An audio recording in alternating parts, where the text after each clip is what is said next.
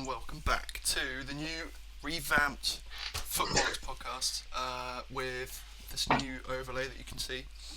It needed updating, and I've finally done it, but today's episode is a little bit different. We're going to be reviewing the 10, well, at least the 10 that we've selected, each most closely linked players with Villa. We're going to essentially, well, we already have assessed them by sort of 5 or 6 different criteria, and then we've ranked each of the players based on how they performed in each of those criteria on average. Matt, do you want to start us off with what players you've got? Yeah, I've got Nico Williams, Inaki Williams, John Rowe, Nahuel Molina, Alex Baina, Illing Jr., Brahim Diaz, Goncalves, Abraham, and Danny Ceballos. I wonder who's going to finish top. Who knows? Yeah, just for some context, we've already recorded this, but the sound was fucked up, so we're doing it all again. So players I have. Oh, I should mix up the order a bit so that no one knows which one is actually first. I've got Tammy Abraham, Frederick Arsnes. I still can't say his name. Alex Baina, Danny Ceballos, Brahim Diaz, Jenny Katamo, Pedro Goncalves, John Rowe, Nahuel Molina, and Nico Williams. So I've gone for more of a statistical analysis on each one. So I looked at top line stats and underlying stats, got a sort of average for each one, weighted in favour of whether they're a forward, midfielder, in between the two, and then I looked at tactical fit, squad depth, and whether they're realistic, give them a score out of 100, and then got all those scores together, put that into an average with a weighting depending on which ones I thought were more important for whether you signed the player or not, and came out with a final score and a list of 10. So what did you do? I went more broad, so I went for 3 main. What's the word? Criteria? Criteria. Suitability for the system, tactically and positionally. Value in terms of the transfer as a whole, not just monetarily, but also like their age, how practical the signing is their competition, their position, etc., and the expected impact of the signing. So generally, whether it's going to be a good signing or not, is it a position we need? Are they going to improve the team?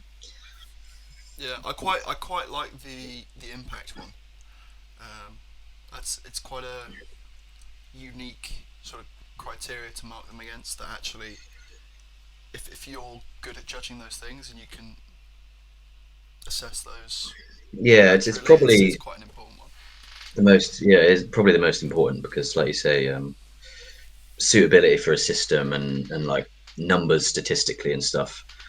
You could theoretically find loads and loads of players who might fit the system well theoretically and stuff, but then if you think about impact, then you kind of think about things in a bit more of a nuanced way, which is interesting. Yeah, indeed. Right, so we might as well get started, Yeah. and we will go through from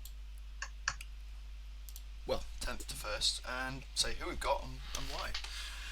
So starting off, we've got John Rowe on my list. Don't really know too much about him. I mean, his goals are very, very good. He's 2-footed, plays on either wing, goal scorer. I think when it came to his stats, he didn't necessarily shine, but obviously with his top line output that helped him.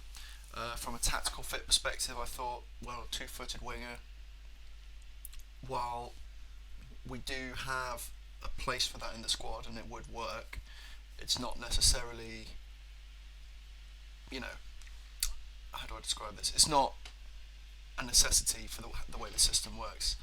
At least at the moment, that McGinn's currently occupying where he would probably play.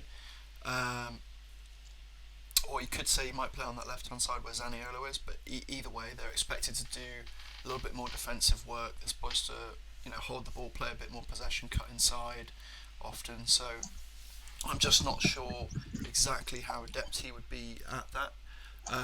Then when it comes to squad depth, we've already got a number of wingers on that right hand side. We've got Zaniolo, Ramsey, Buendia for the left hand side. Um, but then it is a very realistic signing because if we were to offer anything for him, I believe Norwich would probably accept. So that helped him out as well. But overall, he got a 5.1 for me out of 10. Yeah, probably similar to you, I suspect. Yeah, I've got Rowe 10th as well. Suitability for the system, I went 3 out of 5. He would fit into one of the wide roles quite well. He could also play through the middle, so he's quite versatile positionally. But my main concern was whether he does have the technical ability to play in that Diaby role, because Diaby plays in tight spaces. The wide players in our systems are more like kind of wide playmakers. Really, they come inside and they create, and I don't know whether he necessarily fits that profile. Value, I went 3 out of 5. In terms of, like you say, the money, he would be probably quite cheap and like very very easy for us to get, like you say, because Norwich are probably going to accept what we come in with. He's a good age, but I kind of just have concerns about whether we actually need his profile of player and whether he'd actually play. So we could get him really cheap, but it's kind of pointless if he never really gets game time. Yeah, I think he's a Then, player that needs a bit more time to prove himself. yeah, I think maybe 2 3 years, pay a bit more money for him, but we wouldn't have the space for him to actually develop. So we'd probably just be stunting him really. Yeah, And impact, I went 2 out of 5 just because I don't think he'd play yeah, very often really. that makes sense. It could be a good shout him playing in that false nine role, but then again, we've got a number of players who are already playing there. Yeah, I think the one thing he's got going for him is that he's got like a physical profile that we don't really have in many of our attackers. Like he's really strong on the ball. He's very like fast and powerful, which we don't really have that outside of maybe Watkins. Yeah, Um, so he does offer something a little different there. Maybe he could fit into one of the strike positions, offering something a bit different. But yeah. I I don't think know. I quite like how he's very naturally two-footed. Yeah, Because although, for example, Watkins is two-footed, that's something he's developed and worked on, and you can see that in he's not necessarily instinctive on his left foot, but he's very sort of purposeful. He knows exactly what technique he wants to use because he's practiced it and he performs it. Whereas when I saw, for example, one of the goals that I saw him score for Norwich this season, he wasn't really shaping to shoot, got sort of the space and opportunity to, and all of a sudden just smacked one off his left foot, top bins from like 30 yards, and it looked so instinctive and natural. mm. So the fact that he's right-footed and can score bangers on either side is quite good. Maybe you'd want Yeah, to it's very good see, quality. yeah, I think maybe you'd want to see more from him in statistically like high probability chances and high probability positions, because if you're only scoring bangers, it essentially relies on a lot of luck and Yeah, amazing technique mm. consistently. And in the Premier League, that's just possibly not going to cut it, especially with No, the quality of keepers. So yeah, it's one for the future maybe. Should we move on to ninth place? yeah, man. I've actually forgotten who who you had in ninth place. So I at least have. I can go again now. Yeah, I've kind of forgotten your order as well. To be fair, I've got Tammy Abraham. Oh yeah, Um, I feel like ninth is maybe a little bit harsh. I might try to revive it, revise.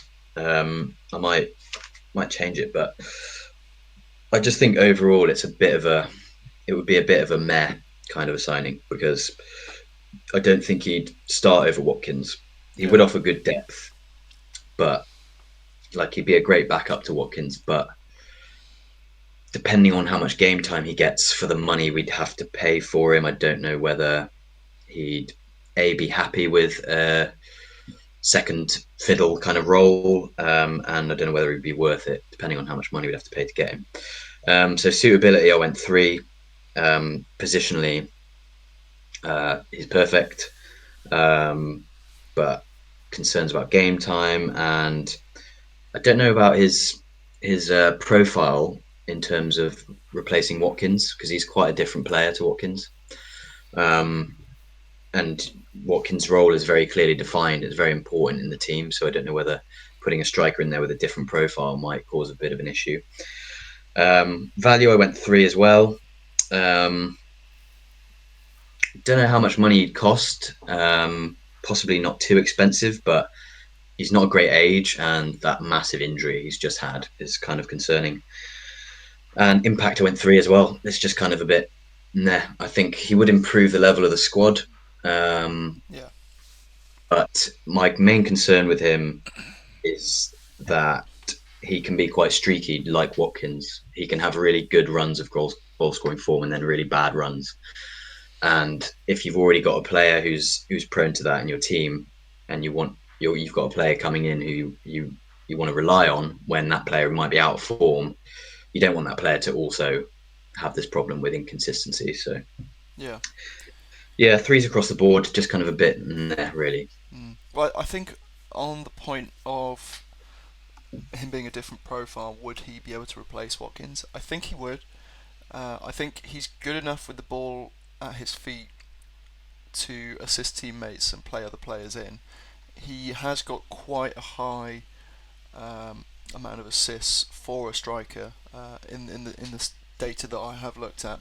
I think he was 90 something percentile for assists as strikers go. So in terms of that side of his game, I think he's got it. And given the freedom to sit up top centrally between the defenders and kind of like Watkins is and purely be a chance getter under Emery, I think he would offer a decent amount of value. Um, but that obviously, as you say, relies on him being fit. It relies on as well Watkins either not being fit or not being in form. He has to get the game time to become that player. So Yeah, it is a risky one. Backup striker is always a difficult one because it if is. you've Yeah, got a good it's very striker, specific kind of yeah, thing to need. Yeah, I do think I'd probably revise him, but maybe put Abraham a little bit higher because at the end of the day, if we did sign him, I'm absolutely not unhappy with it. Like I'm pretty happy with that as a backup situation. I yeah, just don't know whether realistically, like, in terms of how it will actually work out, I don't know if I would see it working out that well. I don't know. mm, yeah. So who did you have ninth? I have Brahim Diaz. So Yeah. yeah, I think we both said when you see the name on paper and when you hear it and think, would I have that player in the squad? You're like, well, yeah, of course. He's great with the ball at his feet. A very technical, tiki-taka, playmaking midfielder. Can play in a bit of a false nine role as well if you need him to, but probably not his best position. I think what I kind of read into his game was the output's not huge. Some of the underlying statistics are decent, um, but he's not a huge presence necessarily. He's quite small as well. He's not particularly physical.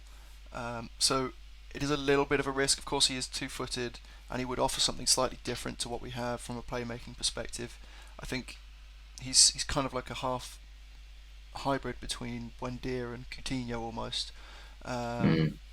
just the problem with those two was always that they didn't have the output, and if we get the same thing again, but still lacking the physicality and the work rate to make up for that in a more sort of well-rounded sense, then it's just kind of a bit of a risk. And I think that kind of represented in his score of 5.6 out of 10 and being ninth place. Not like in terms of whether it's realistic, it's hard to say because obviously we don't know specifically what Real Madrid's plans are, but as far as I'm aware, they don't have a lot of attacking midfielders, so maybe they'd want to keep him for the rest of the season. But I think you have touched on the fact that he might be relatively cheap. Yeah, I mean, the From reports said that he was like available in January for 15 million or something, but like Yeah, that might be based on nothing. It's hard to know. yeah. Um, Squad depth as well, as I've just mentioned. I mean, Yeah. Coutinho's still technically our player. Yeah. We've got Buendia there, Ramsey there, Zaniolo's currently in the squad still.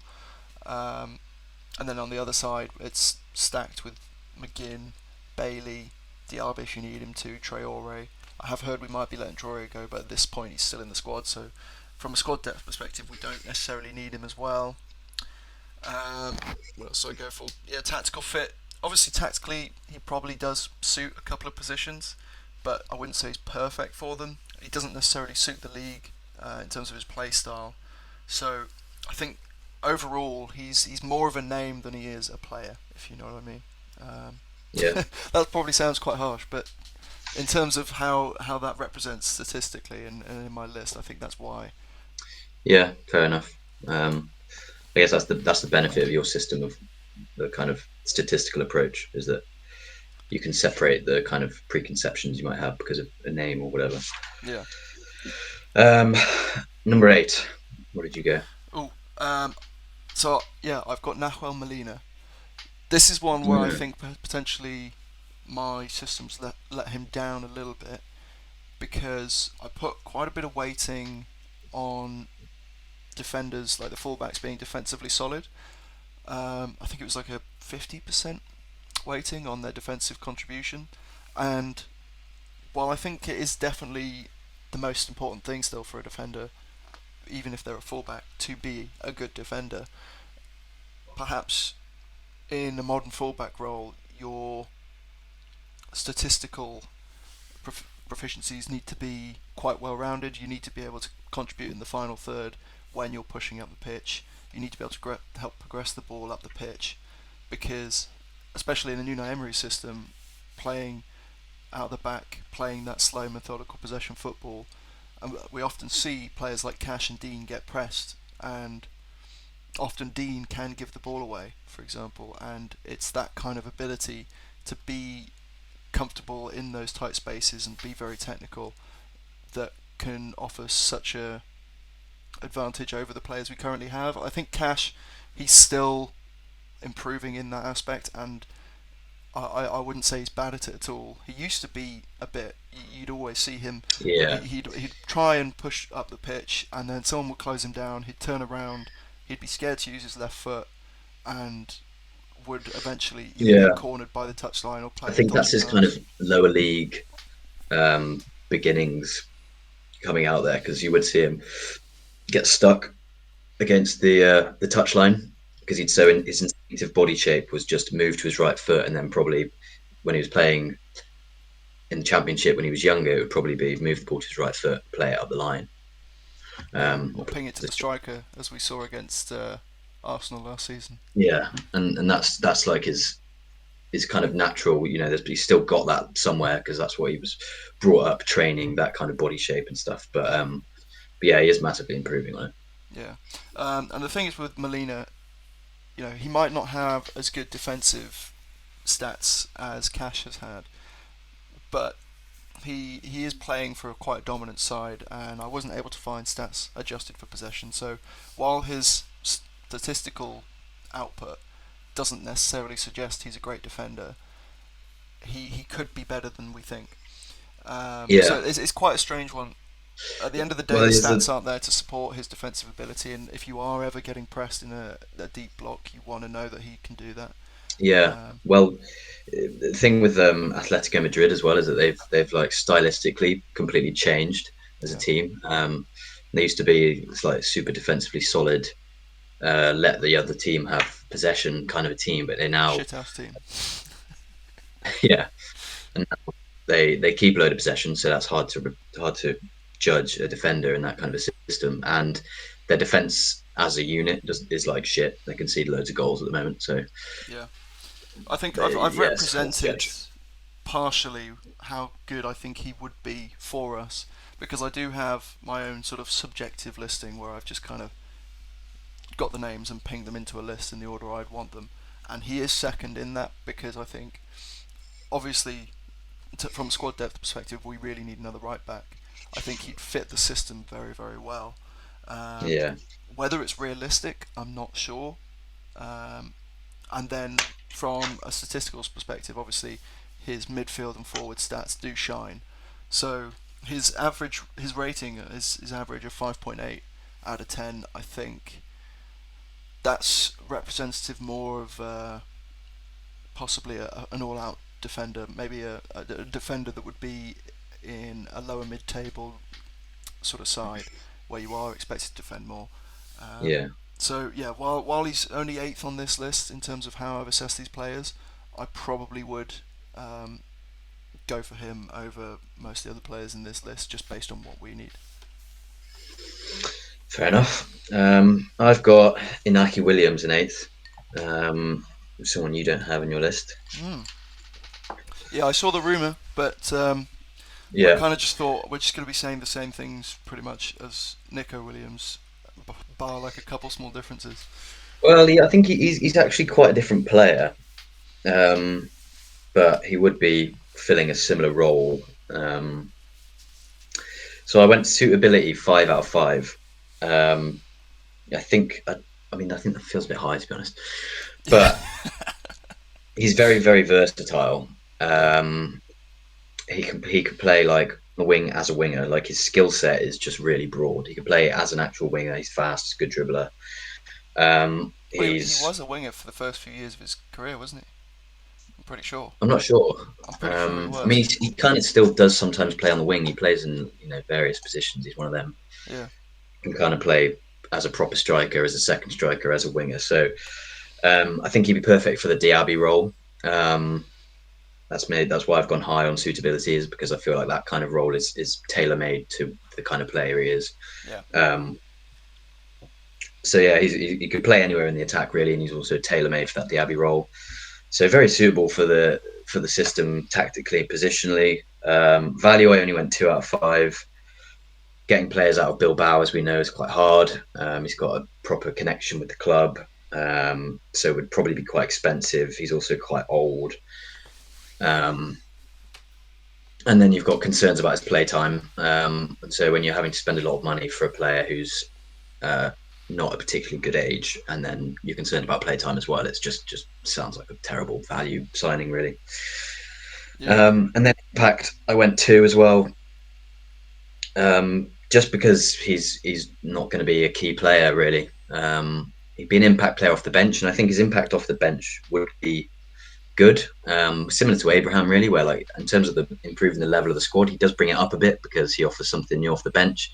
We can sometimes be quite light coming off the bench. We sometimes don't really have impact. And I think he would give you that off the bench, but I think yeah, considering how much he'd cost and how often he would actually play, like you wouldn't expect his impact to be that great, really. Um, so yeah, that's Inaki Williams. I think he could be a good profile for a backup to Watkins. And as you say, if he is perfect for that false nine role as well, then that does put his suitability quite high because in that backup role to Watkins, I don't think he'd have any arguments that he's the starting striker over Watkins. Yeah, that's a good shout. Actually, I hadn't really And thought of him as an out and out kind of backup striker option, but that is a good point because he would be happy with that role, you'd think. And then he has got the versatility, and also like he's that good. He's kind of what you do really want from a backup striker, isn't he? He's like somebody who you know is going to be happy in that role, yeah, who's quite experienced. Like he's a good age for a backup striker. history of decent output as Um, well. yeah, yeah, no, that would be a good option actually. But I think the thing with him is just the caveat of the price, really. Yeah, I wouldn't want to disrupt his story at this point. Like, I Yeah, don't know if he's never had an injury and if he's just since the start of his career he's played like every single game, or if it's just that he just holds the record for the most consecutive appearances. I'm pretty sure he just holds the record for the yeah. Well, most he's got from consecutive Liga 2016, appearances. 2016 to 2022. So that's 1, 2, 3, 4, 5, 6 seasons. He played 38 games in each. Yeah, So he I played don't. all the games in Yeah, every season. it's been. He's just ridiculously consistent from that perspective. The fact that Yeah, he's come through at Atletico Bilbao and still there, and he's been there for so long, I think just let him stay. You know, yeah. I think we've seen with I mean, Ander that's the thing Herrera, with it. if you take players out of Bilbao, they don't necessarily always shine elsewhere. It's No. it's a little microcosm of Yeah, it is. It's got this very past unique because quality of the club, so it is hard to evaluate signings. yeah, And yeah, like realistically, I just don't ever see that happening. To be fair, yeah, and well, Unai Emery is from that region, of course. He's named mm. after a town in that region. I don't Is even it? know how to say his surname. It's ridiculous. It's like Estesion or something. I can't even. What Emery's? Yeah, Emery's his middle name. All I right. didn't realise this until recently. No, me neither. Oh God, yeah. Got an X in it. It's got an X where you It's just don't yeah. So expect an that's X like to a be. small town in the Basque region, basically. Okay. So it seems like, if you are going after a Basque player, Unai Emery's the guy you want convincing them. Yeah. Yeah, he's patriotic, I suppose, potentially. But yeah, I just don't think it's. I think the profile, the age, the consistency, the availability, the output, it's all there, and it would be great if he wasn't at Bilbao. Um, Yeah. Pretty and if much. we Yeah. weren't also trying Yeah. to sign his brother, so yeah. But we'll come on to that right now, in fact, because my player is Nico Williams for number 7. So yeah, let's talk about his brother. He's he's 2-footed, pacey, tall, reasonably physical. He would be, I think, an upgrade from at least from a profile perspective on Bailey. Whether he'd actually match the output of Bailey is a different question. Certainly, first year Bailey, I think he would improve on. This Imagine year's talking about the Bailey, output of Bailey in positive terms, man. Like yeah, this is how we've come as a club. One yeah, year ago, you said the output of Bailey. You're thinking, "Fuck's sake, this guy does everything except like assists and goals," and now it's like reversed. yeah. Well, we do have our little saying. It's a Leon Bailey classic or a Leon Bailey special. If we Yeah. ever have a restaurant, those will be two dishes on the menu. Um, but yeah, I think profile wise, he's obviously an improvement with his age. That's Yeah. like the level he's performing at his age, with the physical attributes he's got. It looks like the sky's the limit for him in terms of where he could go, but is he there now? Not necessarily. He's a bit more creative than he is a goal scorer, so and as well he's quite a progressive winger. So you could have him sitting deeper. And I think we've mentioned this before. A lot of wingers, a lot of defensive in the Spanish league, do sit in deep blocks, and a lot of wingers therefore tend to have defensive statistics on the higher end, which means he has got experience of that. So if we do want to play a little bit more conservatively in a particular game, that suits him as well. So from a tactical fit perspective, he's pretty decent. From a statistical perspective, he's kind of middle of the range, but a bit above average. But for his age, that's great. And then yeah, but the only places that really let him down was the squad depth, and is it realistic? Because we've got wingers, we've got attacking midfielders, 3 at least on each side, whether they're injured or not. And then at the same time, Atletico Bilbao, is it going to happen? Not Yeah. sure. We've heard various things in the news about his representatives discussing contracts and things. He has got 6 months left, so if he does want to leave, we should be able to get him cheaper. But I think Bilbao just tend to have such a hold on their players, regardless of the circumstance, that it's just hard to see him leaving. Yeah, I think with the contract as well, I could see a kind of a Grealish situation happening where he signs the contract knowing full well that he's going to leave, just to get the club more money. Like when a player has a connection with the club like that, sometimes that kind of situation happens. Where he signs a new contract just so that we have to pay the 60 mil release clause or whatever it is. So Yeah, no, that's um, fair enough. And yeah, I think we'd probably struggle to compete with the likes of Liverpool, who are interested in him. Um, but if we can, he's a great prospect, a great player. I'd love to get him in. Seventh on the list doesn't necessarily represent what I think of him from a squad building perspective. As a January yeah, signing, he's possibly not the best choice. But if you came to me in summer and you said pick a bunch of players to keep from Villa and then pick some players to sign, if he's a reasonable price, he's definitely going to be high up on that Yeah, list. he'd be up So there. He is one of those where it's like it's more the practical elements than him as a player. Really, like he is really exciting. Um, like his profile, his output at his age, yeah, like tons and tons of potential. Would be super exciting if we signed him, but yeah, practical issues. yeah, who's your seventh place? Um, Illing Junior. Oh yes, I remember now. Yeah, so you didn't have him either.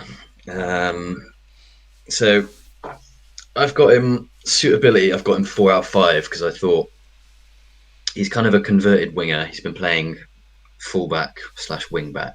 Yeah, it's what put me Um, off actually assessing him because his stats, at least on sites like FBref where they have him as a fullback, I think it kind of misrepresents how good he is because you've got a winger and you've got all these attacking stats that he's producing as a winger, and then you're putting him into the fullback bracket, meaning all of a sudden he yeah, looks elevated.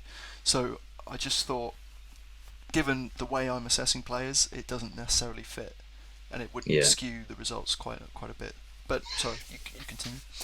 yeah. So I went 4 out of 5 suitability because he seems tailor made for the Moreno kind of role where he can maraud down the outside on the left hand side, basically. Yeah, Um, and also he's quite versatile, so we can play him in a more of a winger position if we wanted to. As a winger, he'd have good defensive output, you'd think. So he's got some versatility and he's very well suited to the Moreno role. Value, I went 4 out of 5 as well. Can't really go wrong with him because he'd be cheap and he's young.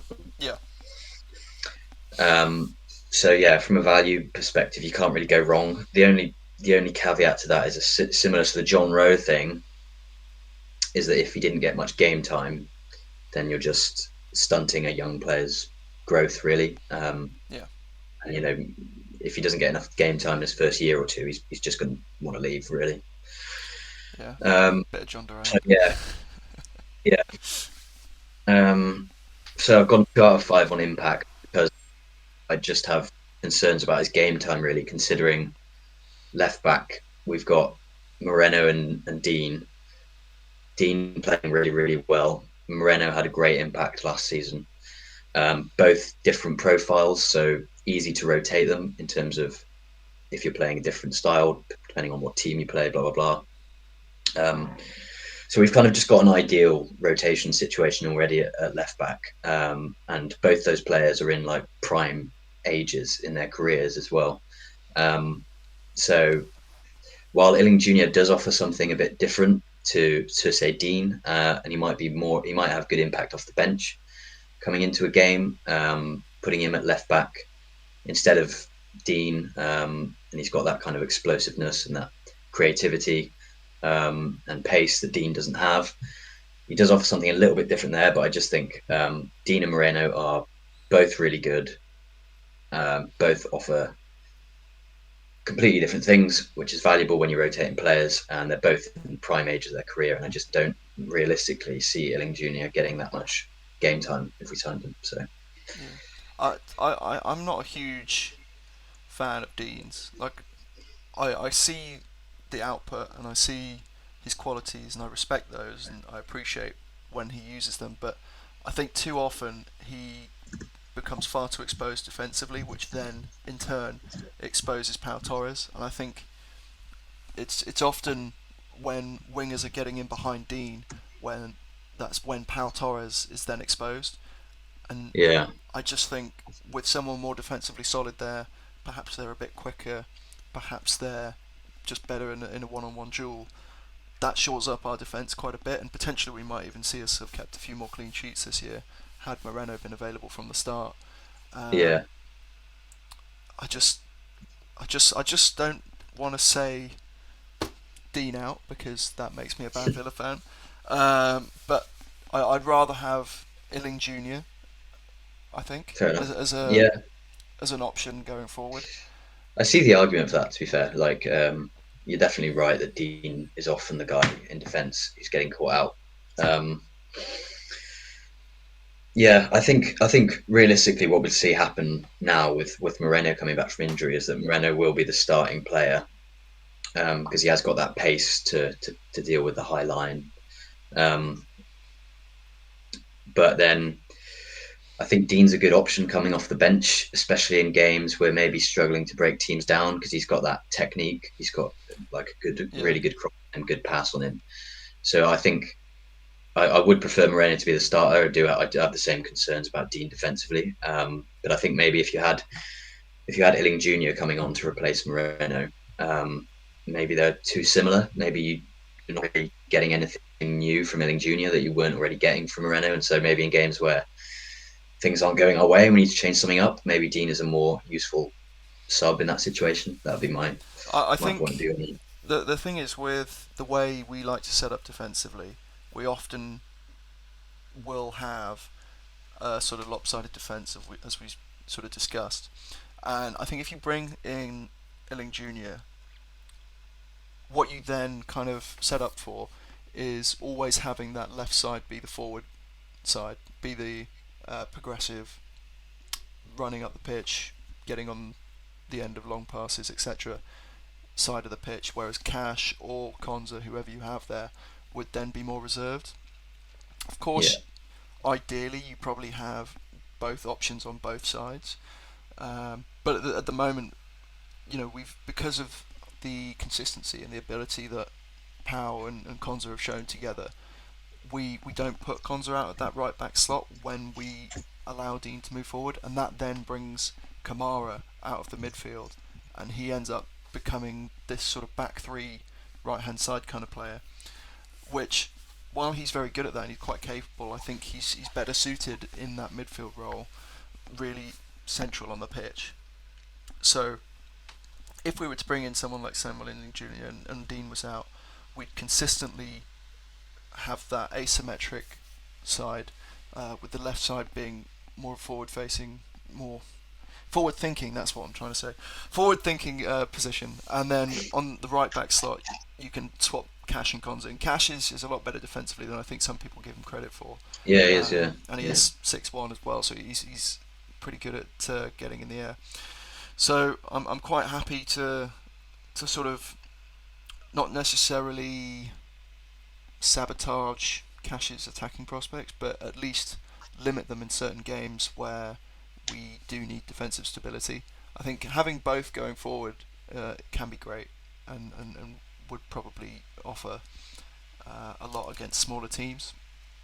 But generally, we need a bit of asymmetry there, and yeah, that's what Emery does like to do. Speaking on Dean, though, of course, he's not a terrible player. It's just defensively he is suspect. When you're in a very back and forth kind of game, he just doesn't inspire a lot of confidence.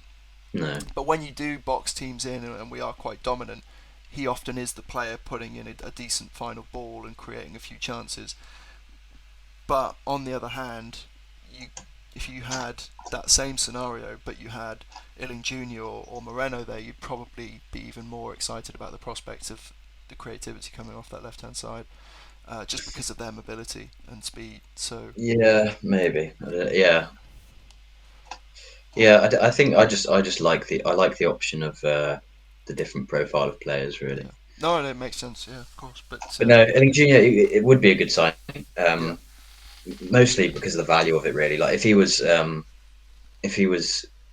say he was playing more at Juventus and he was in really good form and there were like clubs in for him and he was like 35, 40 mil kind of range, you'd think harder about it. You'd thinking we don't actually need that a player in that position that badly.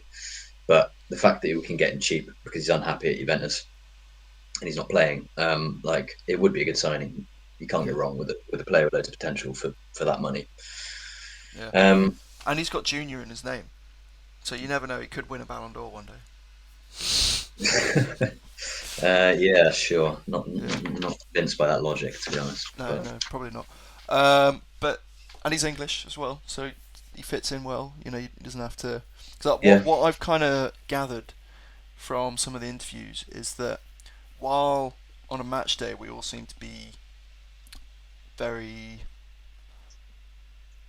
I don't know what the phrase is. We have a lot of chemistry on a match day and on the pitch, but from what I've heard in interviews and things, there does seem to be quite a few separate groups socially within the club. Yeah, I think I read the same Um, thing.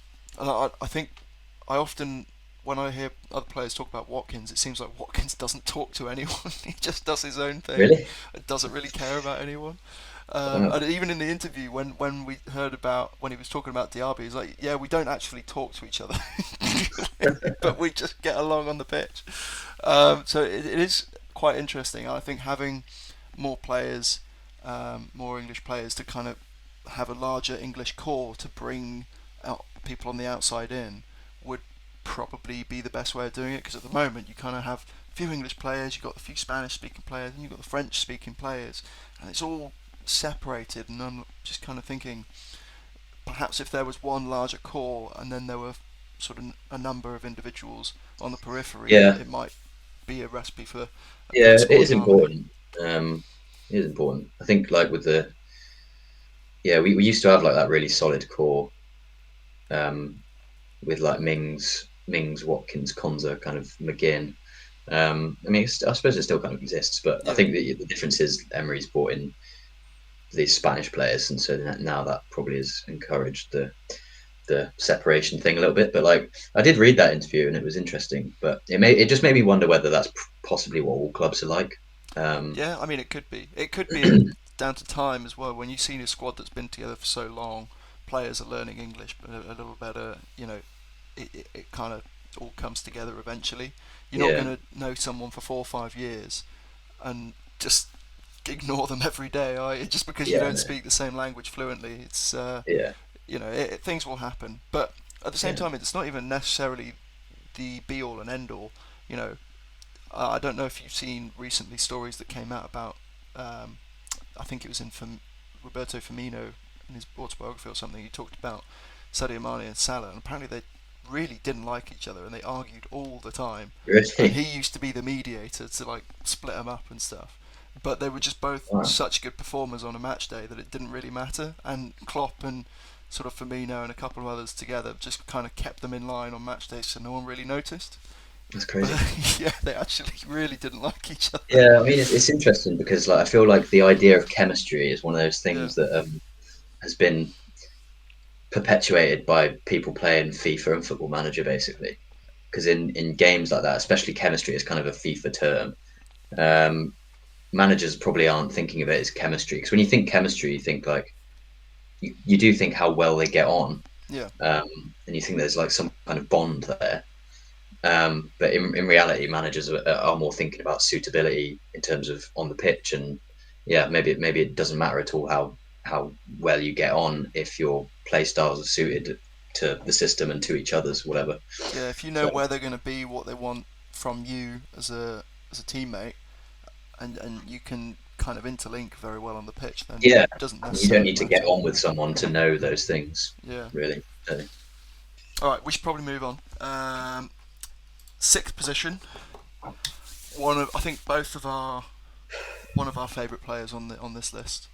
I have here Alex Baina. yeah, Oh, I, I, I'm speechless. I'll let you go. You talk about him. me, shut No, up. I'm kidding. I'm kidding.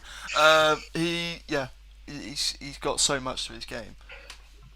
Statistically, he performs very well from an attacking and midfield perspective. He can also play in those sort of deeper number eight positions, not just attacking midfield winger positions. So he's really versatile. As we've kind of mentioned, we don't know how tall he is. He's anywhere from 5'9" to 6'3". So I think on average we probably put him about 6 foot. So he's decently sized as I'm well. gonna So find a video of him and try and evaluate his yeah, height. because I can't remember. I think it was FB Rev said he was 6'3", and then I think it was Yeah, it's weird to have such a massive range. Google said he was like 5'9", and it's yeah just strange. And I think on FIFA I've seen him as like 6 foot. But the point being is that more than likely he's not tiny, and as a No. playmaker, it's quite a good addition to have if a player has a bit of size about them, because they're often finding themselves in tight spots and zones about the pitch where it is quite congested. So if you can have a bit more about you in terms of your size and your ability to occupy space, you will tend to be able to hold onto the ball a little bit better, especially if you have the technique, the vision, and the match intelligence to go along with that. And the way people speak about this guy is like the next Spanish De Bruyne, with Real Madrid and Barcelona interested. I think it would be a really, really good signing. The only Yeah, issue being that in terms of squad depth, where does he play? Because we do have so many players. I think again this is another one that's more of a summer signing. If there is a bit of yeah, squad definitely. turnover, he would be an amazing addition. But as a January signing, at what is likely to be upwards of 35 mil, potentially up to 50 if we pay his release clause, I just don't know if it's necessarily that realistic. I think if we were willing to pay that money, he would definitely come. Villarreal would definitely accept the offer. Of course, he's worked with Unai before, so he's a great tactical fit.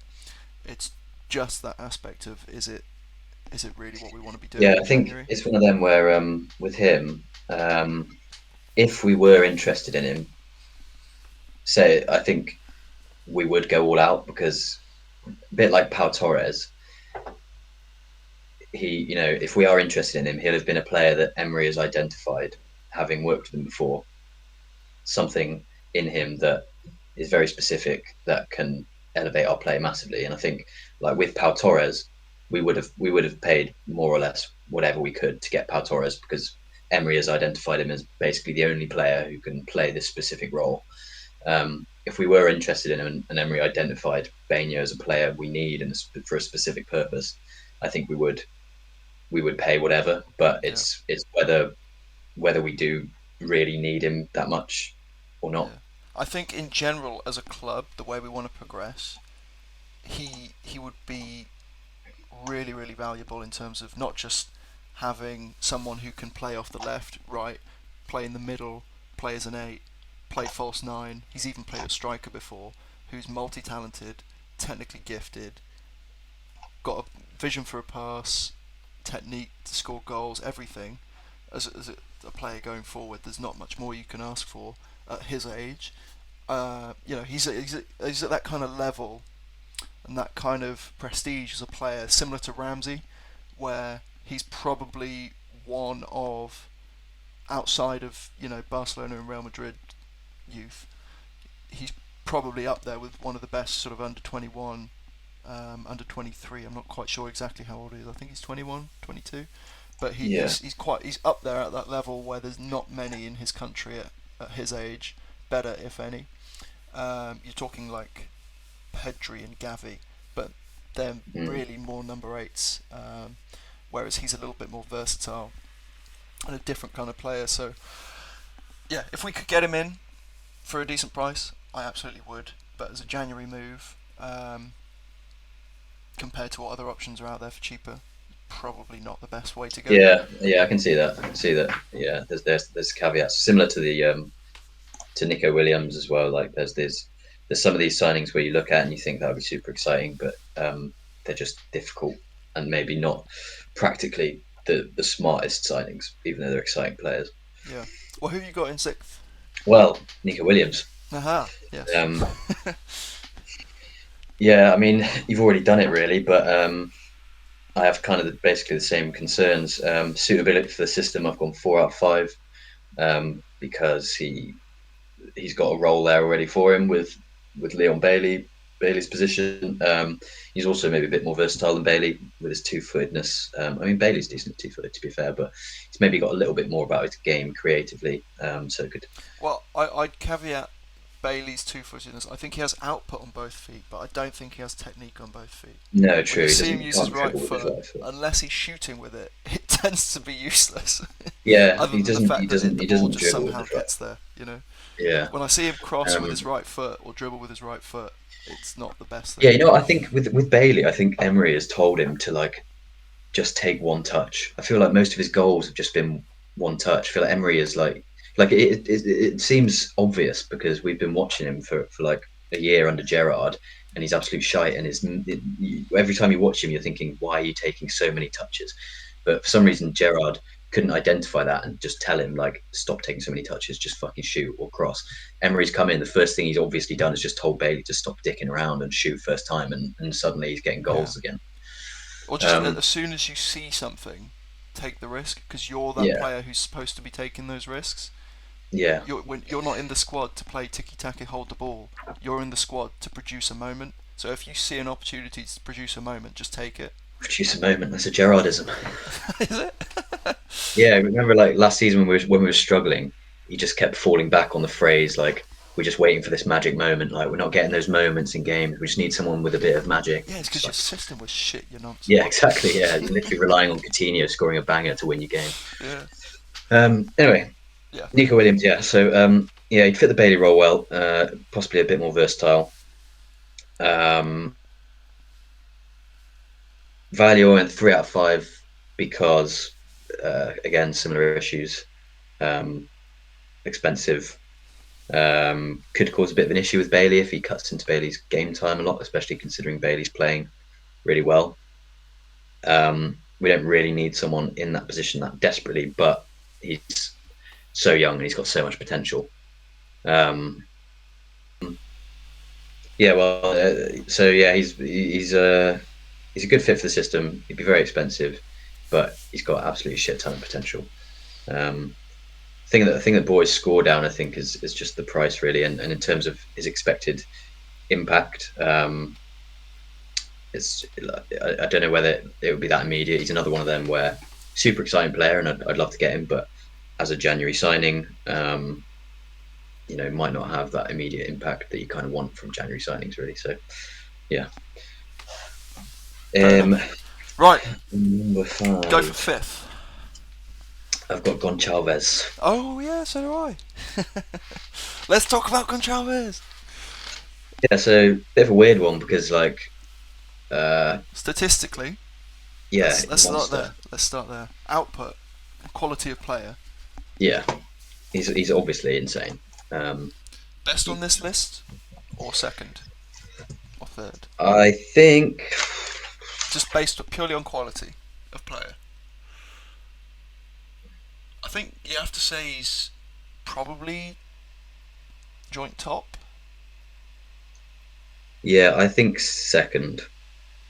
Um, just because the first guy has kind of proven it at a higher level. That's maybe the Yeah, I one caveat suppose. with Yeah, Goncalves is the league that he plays in. yeah, Um, but yeah, I'd go second best overall in terms of just quality. Yeah, yeah. I mean, yeah.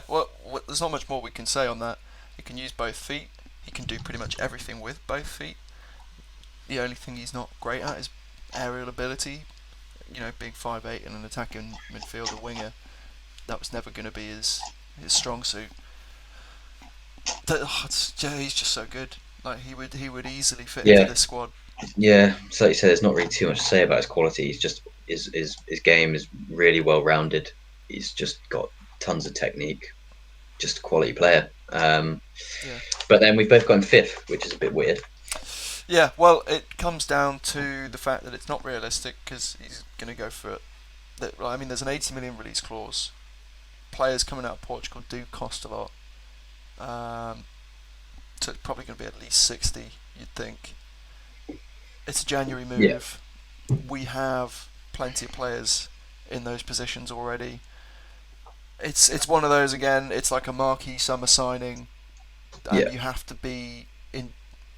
It either has to be something you desperately need, or they have to be such an upgrade on what you've already got that it's a no-brainer.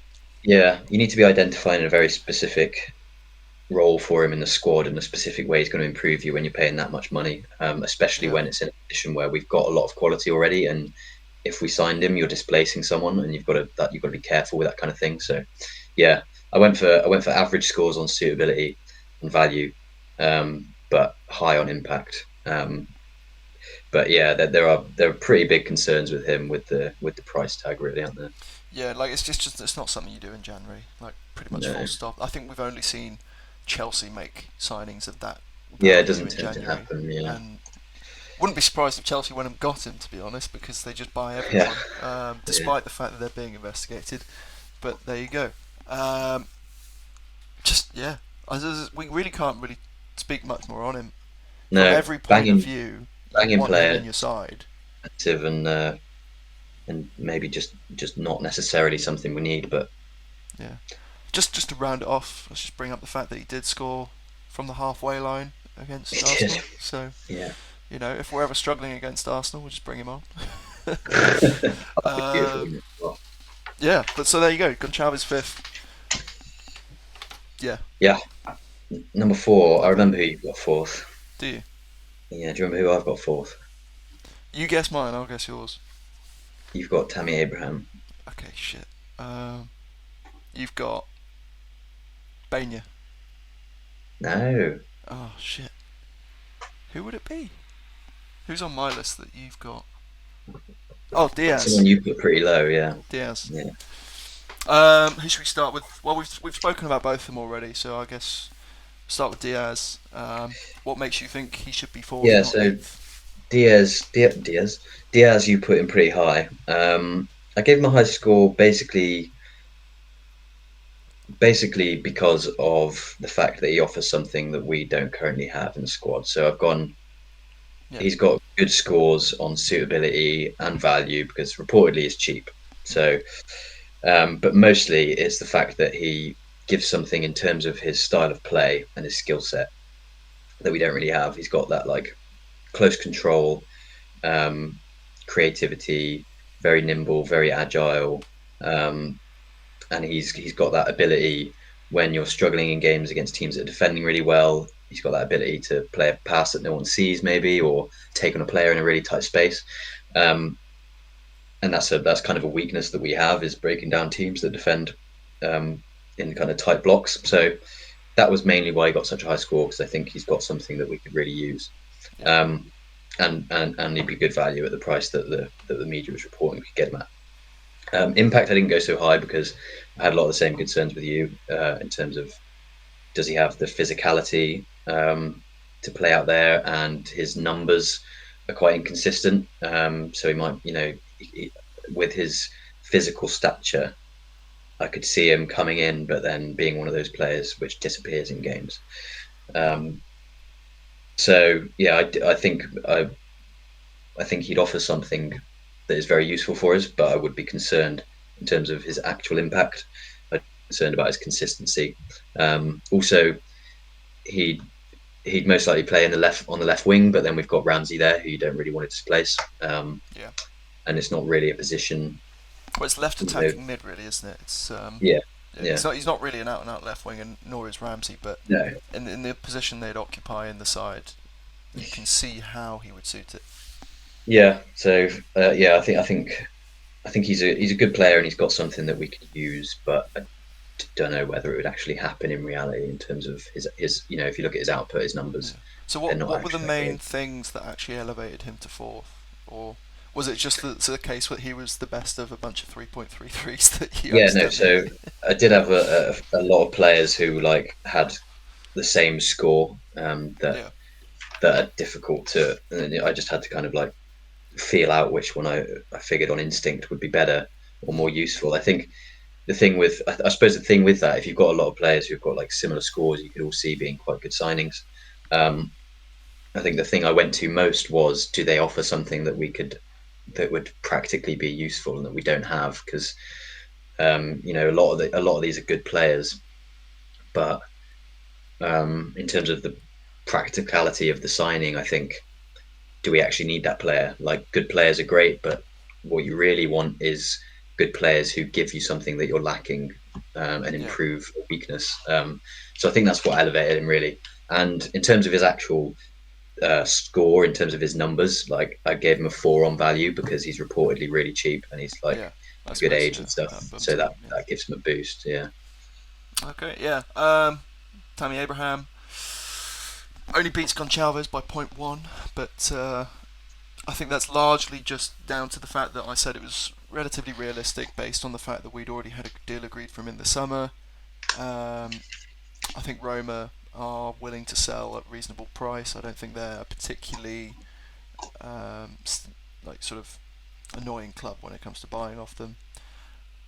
I got the think Monchi connection as well. yeah, Actually, He didn't do well at Roma. Maybe He that's a didn't do negative. amazing at Roma, no, but he wasn't given much time there, to be fair. From a squad depth perspective, he obviously would be quite a good addition, just based on the fact that we have we have basically a teenager throwing his toys out the pram and Ollie Watkins. So there's a huge gap to be filled between those two that Tammy Abraham would likely fit quite well. Tactical Yeah, fit, I think, of course,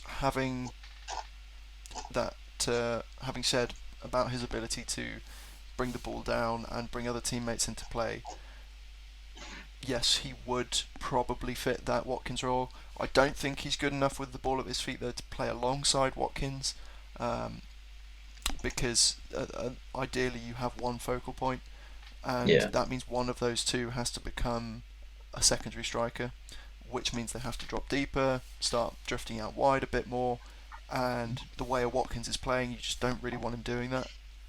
And I don't think Tabby Abraham is particularly capable of playing out wide and dropping deep and things like that. He is quite quick. He's a player that wants to get on that edge of the defence and win the header of the ball whipped in behind, etc. So yeah, I think as a backup, decent. So that improved his tactical his position from squad depth. Tactical fit would only really be a backup because I don't see him playing anywhere else, and he's not as good as Watkins. And then underlying stats, they've been hurt a bit by his recent injury and his patchy form. So yeah, I think with Tammy, it comes down to more the practicality and the squad role that he would fill, rather than is he actually that great a player that we really want him in. yeah, So yeah, not particularly the best option, but for what we need in January, might not be the worst. yeah. I think that's like we spoke about already. Yeah, The caveat with this the backup striker is that it's a really hard position to buy for. So if you've got a decent option like Abraham, often maybe it's just better to go for it. You know, if you think it's a player who is good, fundamentally a good player at a good price, maybe it's just better to go for it because it's one of those positions where it's hard to find the perfect player. You know, you kind of have to just yeah. take what's available a little bit. I mean, if you look at his career graph, like he starts at the bottom, no one knows who he is, blah blah blah. He's got better and better. He's played well at Villa. He's played well at Chelsea. He's gone on to play well at Roma, and then he's in this dip because of these injuries and a bit of patchy form. Now, if you think about this, maybe like you think about stocks or something. If they're in a bit of a dip, you think, oh, I'll buy this because it's worth more than it's currently Mm, valued at. yeah, So perhaps it is a good opportunity, but then you always run that risk of has that injury, has this patchy form actually been an indication of him falling off and not being as yeah, good as everyone thought? So there is a little bit of a risk there, but I think no, in general, as a backup striker, he's probably worth it. yeah, I Um, agree. I think you made some pretty convincing points to be fair, especially about his value and you know he's kind of a good age. He's still he's not like it was would he be weird. 26? Yeah, so it'd be unusual if he'd actually dropped off in quality. You know, people don't usually do that until much later in their careers. So I think the point about him being undervalued currently based on a run of form essentially and an injury is a good point. Um, Yeah, so yeah. I mean, I said I'd probably if I was to revise it, I'd put him a bit higher, but yeah. yeah, that was number four, wasn't it? Yes. So I think number three. yeah, my number three, objectively, where I would put him is far I far remember. higher Yeah. in well higher lower I suppose you'd say in terms of who I'd want. Just because I think we both discussed this. So after we recorded this on Monday, I did go and have a look at John Rowe and his highlights, for example. Um, and one player I should have also done that for, who I didn't, is the guy who I've got in third, Jenny Katamo, because apparently, from a statistical perspective, he's incredible. Never seen him play, no idea who he is. All I know is he is a right winger who's, I think, left footed. Right. Um, Yeah, I don't know anything about him. yeah, like tactical fit, just based on his profile as a right footed left winger, I said, okay, well, that matches Diaby, that matches Bailey. So he'd probably get game time if we bought him to replace one of those players. So in terms of would Emery be able to use him and put him into the squad? Yeah. So a tactical fit, I thought I'll give him a decent score for that. Squad depth, obviously, quite a low score just because we have multiple players who play that position already, and they're all far more senior and established. Mm. Realistic, I thought probably is quite realistic just because he's a relative unknown. I don't think he'd cost a particularly big amount of money. I think it'd be fairly affordable for January. But yeah, just statistically, apparently is so good that he elevated Yeah, I himself just up my got his list. ref up, and it's like 99, 99, 99. What's his actual output in terms of goal and assists? I forgot. Well, not good. And the thing with him is that he's not actually had many minutes, and so maybe his statistics aren't that useful because there's not much data. Like he's had 900 minutes in his career, which is 29 games played, only 6 starts. So it's Yeah, the equivalent of 10 90 minutes, which is not really a great sample size. yeah. So that's Um, where this system kind of does yeah, but I fall mean, well he's into clearly got us. something about him. Like you don't have numbers like that, without being a fucking good dribbler. Essentially, like he looks like he's just insanely good at taking people on. Yeah, yeah. I mean, he's got some quality at least. Like, as you say, you don't just come onto the pitch and perform incredibly if you are absolutely Yeah, shit. Like, yeah, it doesn't make sense, does yeah, it? Whether he's as good as his stats suggest, it's a yeah, different story. But because he's young, um, and playing in Portugal, there's every chance that he could be a decent option. I mean, there were statistics. I think I can't remember. It was a couple of years ago I saw these, but I would think they probably continue to be relatively true or hold some weight. Um, when you're looking at players coming from other leagues to the Premier League, which leagues have the biggest drop off in terms of output and stats? Portugal was the least, so that had the best transferable value yeah, or translated value from league to league. So yeah, I mean, if he's that good off the bench in Liga NOS, he's probably not going to be much worse off in the Premier League just based on purely that alone. yeah. Bundesliga, on the other hand, for example, is I think the biggest drop off in the top five leagues at least. So, I mean, do we have any Bundesliga players on here? No. Well, that's kind of a Um, void point, but um, no, yeah. So in terms of that, like he could be worth a punt if it's less than 10 mil, but I just don't know enough about him to really say it's worth it. On my sort of more yeah, subjective list, I put him ninth over John Rowe just because, you know, Sporting CP youngsters are probably better than Norwich City youngsters, so that was it. probably. Yeah. Yeah, Yeah, I mean, yeah, it's a hard one to evaluate really, just because we don't really know shit about him. yeah, um, but if he was cheap, like his age, and if he was cheap, looking at his numbers suggests that he would actually be a great player to come off the bench in games and just wreak havoc on the counter, or give you that bit of quality to go past a player and create a chance out of nothing. yeah. Like definitely suggests that there'd be value in that signing if he didn't cost a lot of money for sure. But no, hard one really. Could be a little swap deal. Bertrand Traore out, Jenny Katamo Yeah, in. maybe Traore would do well in a league like that. Like I Mm. think he's one of those players where I don't know. He's like he's sort of maybe one of the most technically gifted players in our squad in terms of just pure technique.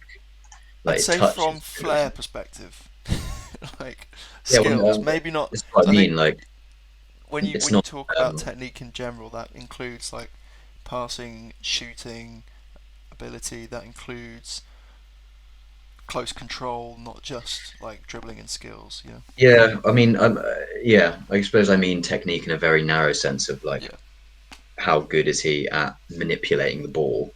And he's maybe one of the most gifted players in our squad at that because he's just one of those who's like the ball sticks to his feet. He's just got great control basically. But yeah, then but he's just a weird player. He's like I don't even know what Bertrand Traore is, but he'd do really well in a team where he had a bit more of a role, I suppose. I think if you give him a second striker kind of role in like the Belgian league or the French league or, as we say, the Portuguese league, I think he could produce for you. But it's Yeah, just no one's really quite figured out exactly what his best position is. He did have a no, really good season for us that first year. yeah, 14 goal contributions. I don't know yeah. if that was He's kind across of all a competitions or if that was bit just of a in the cult league. hero, isn't he? Like Yeah, he's been one of them where he's always kind of felt like he's always been on the fringes, but he actually did have a really good season. And last year he saved our ass a couple of times. Right, remember that goal against Leicester? yeah, that was Um, insane. like he just last year he just popped up and scored like two, three really, really important goals out of nowhere. Like he's weird. He's like one of those players where nobody's sad about him leaving. Nobody really wants him to play that much, but at the same time, he's been really important for us. Yeah, no one like resents him for being bad. Like I think at Yeah, points we've kind of resented certain players when they've really underperformed, like Leon yeah, Bailey, and because they've cost a load of money, and they just seem to be so infuriating, making these silly decisions and just not doing things quite right. But he's never really been that player. He's just not really had the opportunity to really show what he yeah. can do Bit of a shame. consistently. Yeah, But yeah, there's a place for him somewhere, and I think he'll thrive once he finds that place. yeah. Portugal's a good shout though. Like, yeah, Mm. swap deal. Yeah, Send him over so he can be the main character in Portugal, and we get a youngster out of it. That'd be yeah. decent. But I'd rather Philogene just come back, to be honest. So. Yeah. Okay.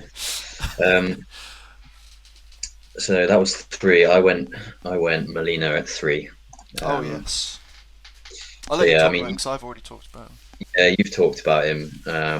You put him fairly down, but that was because of his defensive concerns, Yeah, I wasn't it? think his defensive capabilities dropped him down statistically, and the fact that he possibly wasn't that realistic dropped him down a bit. Yeah, well, I've But those were basically the got the only same. two concerns. Otherwise, I had Yeah, him second if it was my just personal yeah, choice. yeah. Well, I've got suitability and value. I've gone three on each of those, basically for the same reasons. Suitability. Um, we've got Matty Cash, who's playing really well. So that's one thing: is that does Cash get displaced? Um, and then defensive issues. I think he'd suit the sort of system and philosophy of Emery's football because the place where he's an upgrade on Cash is that he would be better at retaining possession um, from the right hand side, And maybe a bit more possessing the ball, I creative. think, as well. Yeah, maybe a bit more productive in terms of creativity. Um, but yeah, defensive issues. So concerns about the suitability there, especially considering the right back tucks in sometimes at centre back.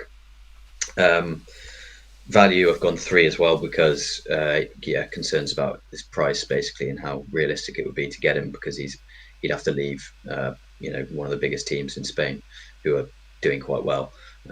So yeah, concerns about that as well. But then his score really gets a boost on his expected impact, I think, because while we have got Cash playing there, and Cash is playing really well, we do need a second player at right back. So he fills a need very well. Um, Yeah, and he would be an upgrade on Cash in certain quite important ways in terms of he suits the Emery philosophy really well. Like one of the weaknesses of Cash is that while we spoke about he has been improving on it, he can get a bit stuck on the right hand side because he's a bit one-footed. Molina's quite both-footed. He would be an upgrade on Cash in terms of productivity, in terms of progressing the ball and creative aspects. Um, he's quite good at age. So yeah. in terms of He's impact, like 24, is he? yeah, going forward, like that would be a good signing for the future. Like still got a bit of room to improve. Um, I think and so we yeah, always want to have two quality players in each position, really. So yeah, that's the I thing. wouldn't be too concerned with his competition with Cash because I think they both have different strengths that would be brought out and relied upon in different Yeah, fixtures. So I think yeah, no, I that's agree. To be why fair, like I have them so high in my sort of subjective list of like who do I yeah, just want for the club. yeah, he'd be well up there with me as well, really. Just because he's like a quality player. Like I've written with his expected impact, I've said that basically it's a position we really need. So that boosts it up, as I spoke about before.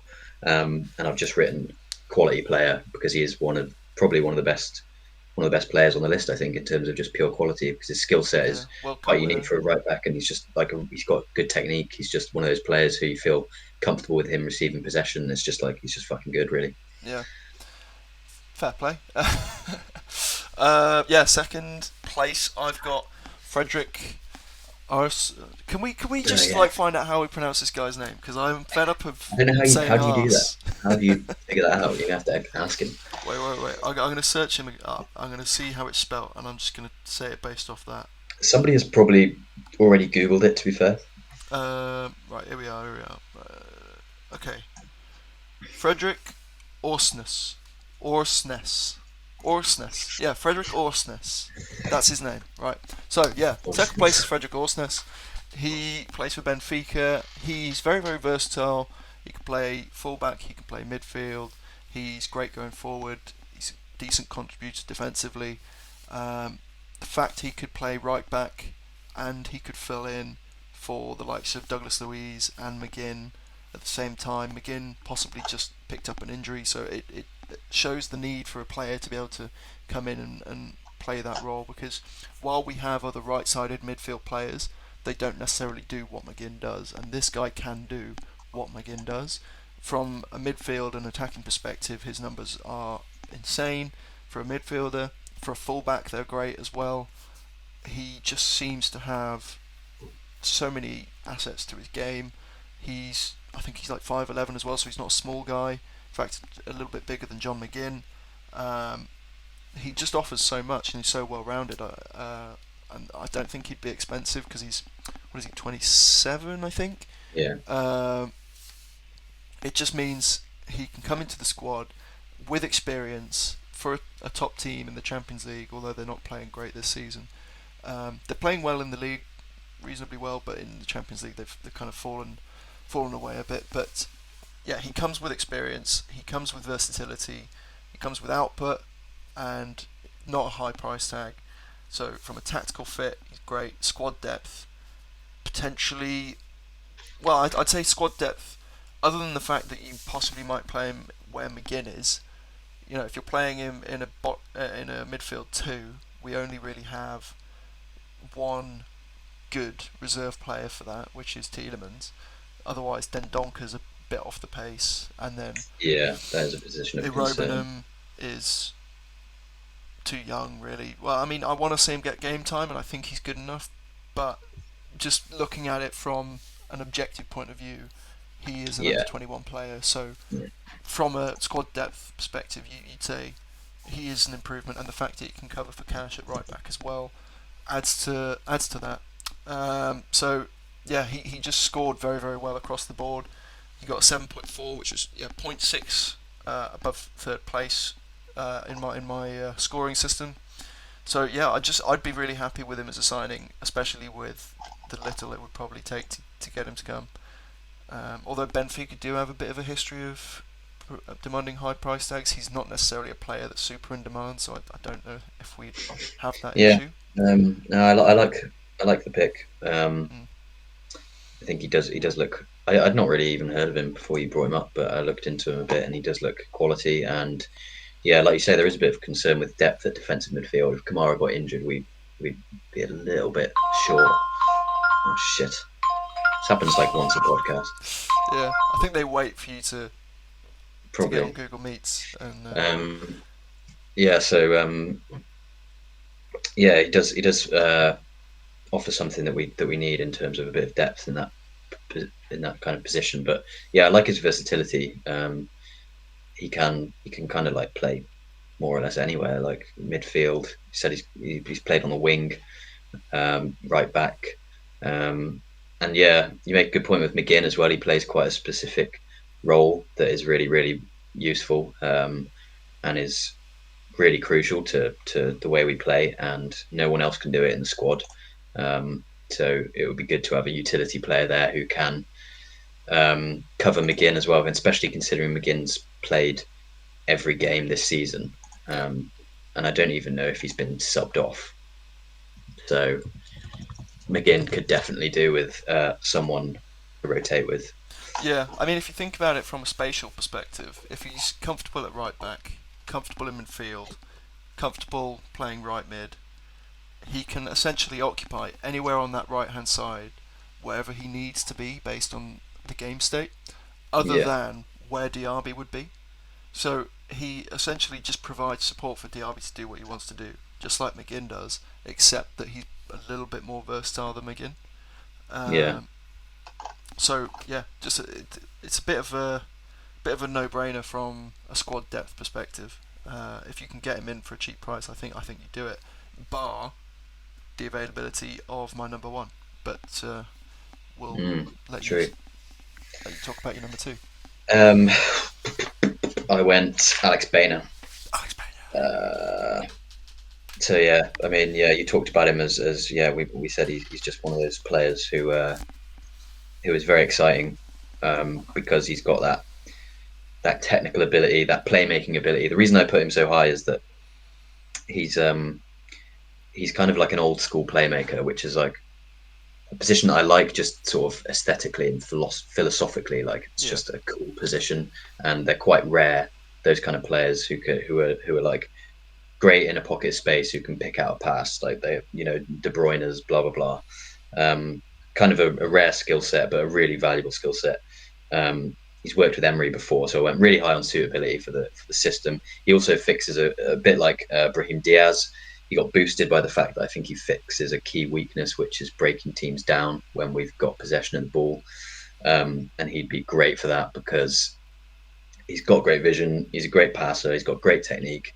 He's also, just from watching him a few times, he makes really good runs. He's yeah. not just a kind of a deep player. Like he's quite versatile. He's played on the wing, um, Played up like you top said, as well. a striker. Yeah. So it's not like he'd exclusively be sat outside the box picking passes. He's quite dynamic in that he can make runs into the box and play 1-2s and stuff like that. So yeah, he fixes a key weakness, which was a big thing for me.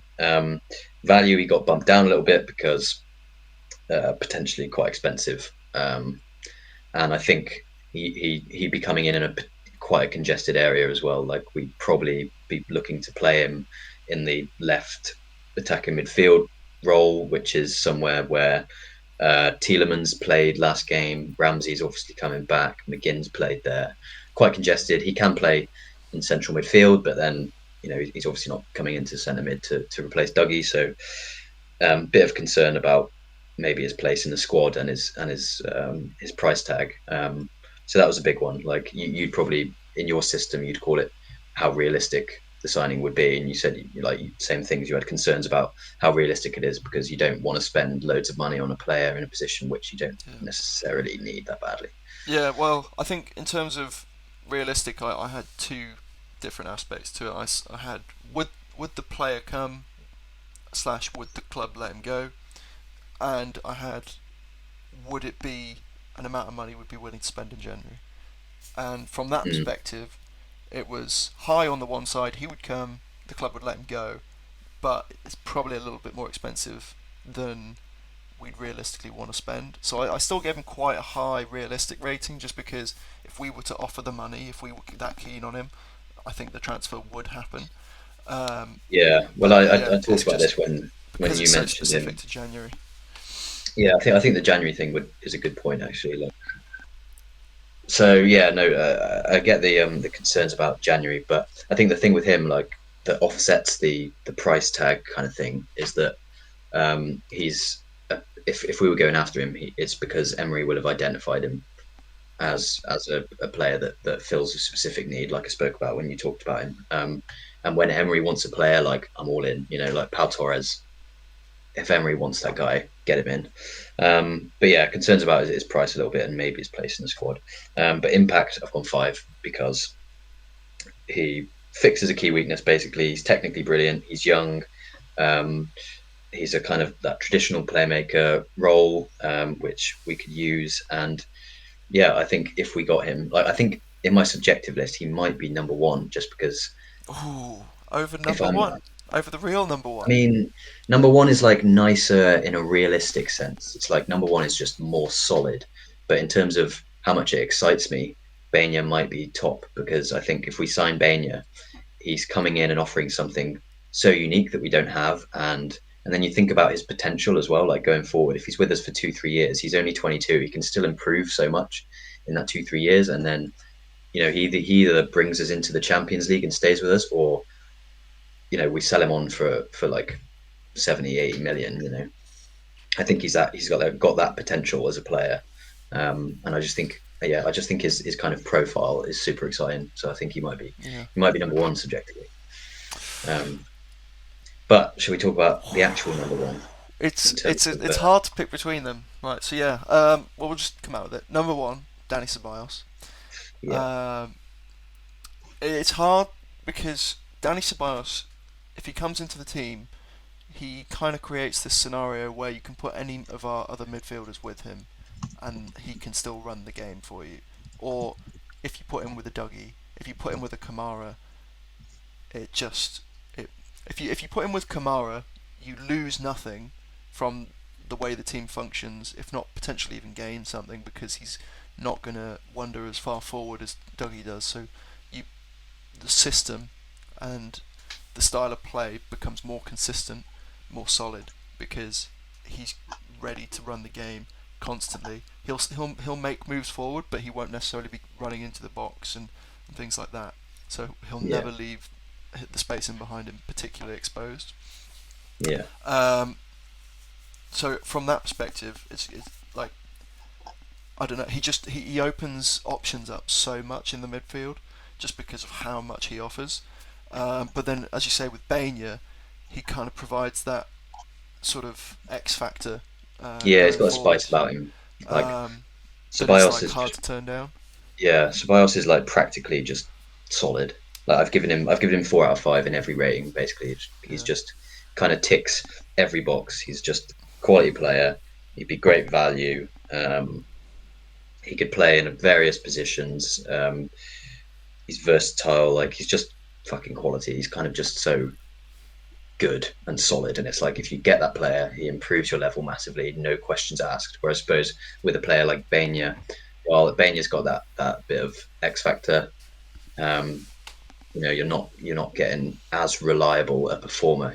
Like there might be problems with Bainia's output that we're not aware of because we've not watched him that much, or and he's young, so you maybe get inconsistency with him and all those kind of what ifs with a player. Like you don't really get any of them with Ceballos. It's just yeah. there's no issues with that signing whatsoever. That's kind of where my logic sort of comes from. I don't know another signing to perhaps compare him to in the league where a sort of holding central midfielders come in and just offers so much from a match intelligence and positional perspective and skill set as well that they Mm. just elevate the entire level of the squad. I'm just trying to think: is there anyone that's come in and done that for any teams recently? Yeah, I'm trying to think. Maybe I mean it's probably too early to say, but Declan Rice at Arsenal has come in and been extremely solid, extremely instantly. Yeah, Um, although he hasn't really elevated the level of the squad so much because Partey was already there at that kind of similar level. But perhaps Partey's not quite yes, as good defensively, a little bit better on the ball, yeah, so they'll Rice offer has kind something of slightly different. changed it a little bit, but I think well, part of they had issues with his injuries, didn't they? Whereas Rice is kind of very consistent. Um, Yeah, but I mean, I yeah, think let's do let's do our sort of due diligence and with Ceballos and talk about him from an individual perspective rather than comparing him, because when you look at his output and his underlying statistics, he is so good from a midfield perspective. Like it just it's hard to get your head around that he can be that good at all those things at the same time consistently. From a ball progressive point of view, in passing and in dribbling, he can carry it past players. He can take players on. He's got a great eye for the pass. In terms of getting touches up further up the pitch and receiving progressive passes, he's great at that. Whether it's percentage pass completion, number of passes in a game, he just shows he can do it all. So if you give him the ball, he will run the game for you. Like yeah, it's not a question. You're not worried about giving him the ball. Like there's certain players in the side, even Kamara to an extent. Most of the time he's pretty yeah, solid on ball, but there are those occasions where he's sat just ahead of the back four and receives the ball facing his own goal, and there have been 2 or 3 times in the past he's lost Yeah, it in that scenario, and leaves us yeah, extremely exposed. But yeah, I think just with a player like Ceballos, unless he's caught in like the worst of situations, you would just have so much confidence in him coming out and playing the ball most likely forward up the pitch, and instead of it being a scenario where you're worried about losing the ball every time he receives the ball, your expectations come up because similarly with Dougie, you expect something's going to happen because they're that good on the ball, yeah, and they can deal with pretty much anything you send their way. And again, it's not just his midfielding attributes. Defensively, he offers a lot as well. He's extremely active, makes a lot of interceptions, makes quite a few tackles, makes a number of blocks as well. He's just so well rounded, and he doesn't score or assist that much. But I think for the style of player he is, you don't necessarily want him to do that. The fact that he doesn't have a huge attacking output isn't really a mark down on him because he's so specific in not no sorry not so specific, but he's so good at what he does that you're not worried about him offering more. It's kind of like yeah, a Marco Verratti, he's not Xavi level, but he's that mold of player where it's all about their ability to have that match intelligence and have such high technical ability and awareness that yeah, you're just not worried when they're on the ball at all. yeah. I suppose that like that, he would probably play in that Kamara role, and you know, we wouldn't devalue Kamara as a player based on the fact that he doesn't really score assists because that role is just that is just not part of his role. Yeah. So yeah, there's no concerns about that. Well, I think they're definitely different roles. Like Kamara is very much a six. He's there to win the ball back and then to play it to other players who can progress it. He can do some progression himself, but it's not his role. Whereas I think Ceballos offers like this in Yeah, between Douglas Luiz and Kamara, where he can do the majority of the defensive work that the Kamara does, not all of it. Well, perhaps he could do all of it if you told him to, but it's not what you'd want him to do. He could do the majority of that work, and he can do the majority of the deep lying stuff that Douglas Luiz does, but he just doesn't necessarily offer the final few percentage points of defensive contribution and those final few percentage points of getting up the pitch and providing that final pass or mm, finishing off a move like Douglas Luiz does. So I think potentially, if you look at having a midfield three with each of those, he could be more of a McGinn replacement than anything. Um, yeah. That's kind of what I was imagining. Like yeah, we kind of do play a midfield three a lot of the time with either like last game we played Tielemans, who played quite advanced. He was definitely kind of an attacking midfield role. yeah, Um, I think last game Kamara was dropping into right back, and then McGinn was playing basically as a central midfielder.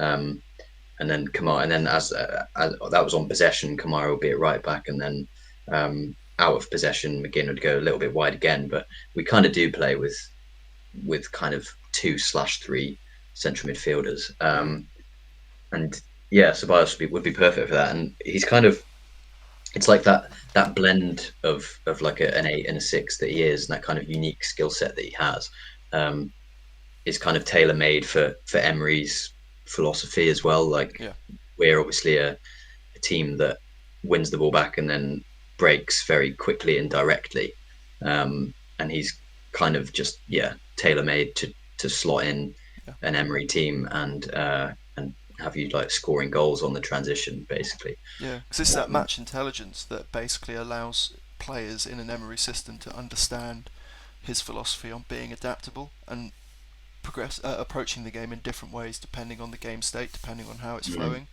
A lot of teams have a very fixed philosophy, and when the game's not going their way, that can expose them.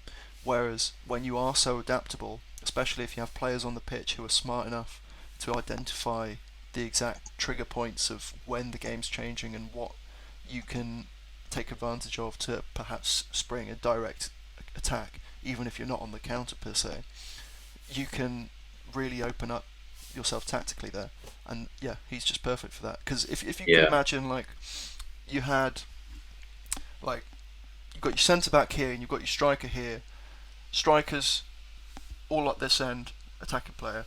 Centre backs all down this end, defensive player.